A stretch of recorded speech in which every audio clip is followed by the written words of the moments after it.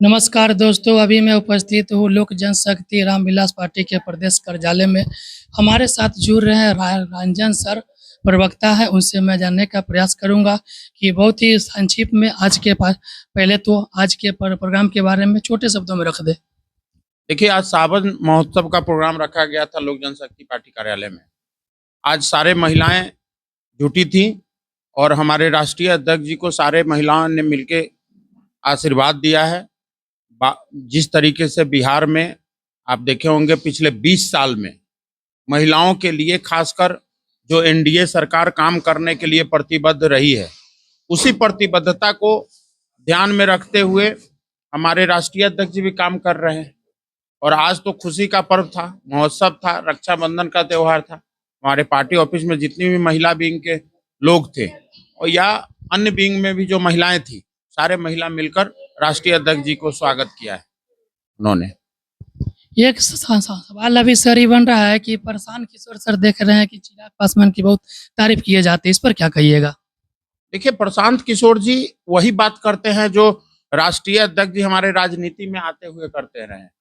हमारे राष्ट्रीय अध्यक्ष जी का पुराना आप बाइट उठाकर देखिए, 2014 से लेकर हम लोगों ने युवाओं की बात किया, हम लोगों ने बिहार और बिहारी का बात किया, बिहार फर्स्ट बिहारी फर्स्ट की बात किए, हम लोग शिक्षा की बात किए, हम लोग रोजगार की बात किए, हम लोग प्लान पर बात किए।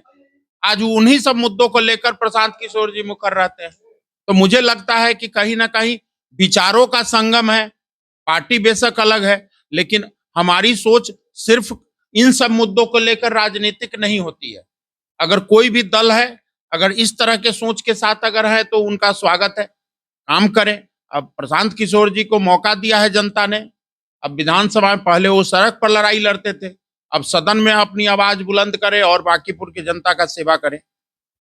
उन्होंने एक विधानसभा में प्राइवेट हो या सरकारी हो 10,000 नौकरी देने की बात की है, तो और भी आप अपने विधायकों का या जितने भी विधायक हैं उनको क्या सलाह देना चाहिएगा इस बात पर? नहीं, हर किसी को जो जनप्रतिनिधि है, अब उन्होंने बायोडाटा मंगवाया है, उन्होंने प्राइवेट सेक्टर में नौकरी देने की बात की है, तो निश्चित रूप से स्वागत योग्य कदम है, करना चाहिए।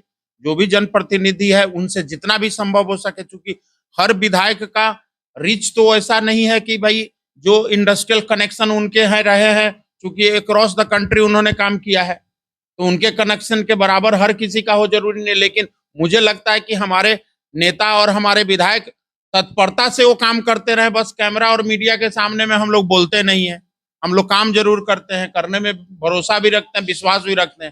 हमारे यहाँ एक एक विधायक ऐसा है जो 2-2 हजार 3-3 हजार एम्प्लॉय का एम्प्लॉयमेंट ऑलरेडी दिया हुआ है, लेकिन हम लोग बोलते नहीं है इस बात को। उनकी जरूरत है, उनकी इंडस्ट्री है, उनके बिजनेस है, उनके व्यापार है, चल रहा है। तो उस तरीके से हमारे बहुत सारे प्रदेश में ऐसे नेता हैं जिनके यहाँ 1,000, 2,000, 5,000 एम्प्लॉय उनके अपने संसाधन से जुड़े हुए हैं लोग, और रोजी रोटी का व्यवस्था किया हुआ है। और आप जिस दल के प्रवक्ता से बात कर रहे हैं, उनका तो एक लंबा इतिहास रहा है। हमारे पीछे श्रद्धेय स्वर्गीय रामविलास पासवान जी का फोटो लगा हुआ है, आप देखिए इनकी क्या विरासत रही है। आज 5 लाख से ऊपर परिवार को सरकारी नौकरी, करोड़ों परिवार को राशन, करोड़ों परिवार को संसाधन, ये देने वाले हमारे श्रद्धेय स्वर्गीय रामविलास पासवान जी रहे हैं। न जाने कितने गरीबों को गरीबी से निकाल कर उनको मुख्य धारा से जोड़ने का काम हमारे श्रद्धेय स्वर्गीय रामविलास पासवान जी किया। तो जिस समय हमारे श्रद्धेय स्वर्गीय रामविलास पासवान जी ये काम करते थे, उस समय तो किसी भी राजनीतिक दल के अंदर ये सोच ही नहीं थी।